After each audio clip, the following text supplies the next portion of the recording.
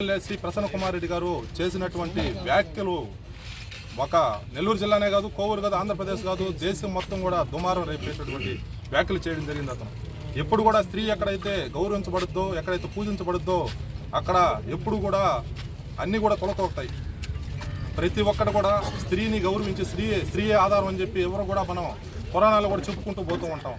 కానీ స్త్రీ ఎక్కడైతే కన్నీటి బుట్టు రాలుస్తుందో అక్కడ సర్వనాశనం, వినాశకాల విపరీత బుద్ధి అంటారు కదా, అటువంటి బుద్ధి ఈరోజు ప్రసన్న కుమార్ రెడ్డికి తగలబడి ఇటువంటి వ్యాఖ్యలు చేయడం, స్త్రీని అటువంటి మహిళామూర్తి చేత కన్నీరు పెట్టడం జరిగింది.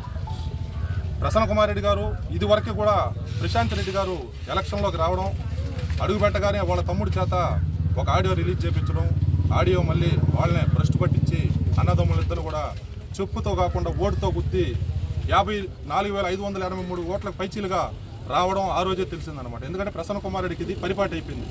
పండిత పుత్ర పరమ సొంత అంటారనమాట. అంటే పండితుడు గొప్పడైనా కూడా పుత్రుడు సొంత అవతారం వస్తాడు. అలాగే నల్లపరెడ్డి శ్రీనివాసరెడ్డి గారు గొప్ప వ్యక్తి, మన ఆంధ్రప్రదేశ్కు ఎన్నో గొప్ప కార్యక్రమాలు చేశారు. ఏ రోజు కూడా చిన్న మకిలు కూడా అంటించుకోలేదు. కానీ ఆయన కడుపున చెడబుట్టిన వ్యక్తి శ్రీ నల్లపరెడ్డి ప్రసన్న కుమార్ రెడ్డి గారు. యథా రాజా తథా ప్రజ అంటారు అనమాట. ఎందుకంటే రాజు ఎలా ఉంటే వీళ్ళ కింద మంత్రులు కూడా అలాగే ఉంటారు.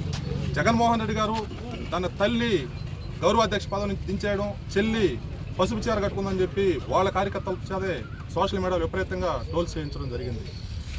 ఈమె వైఎస్ వివేకానంద రెడ్డి గారి కూతురు సునీతను కూడా ఆస్తి రాపించుకోవడానికి చంపిందని చెప్పి తెలియజేయడం జరిగింది అప్పట్లో.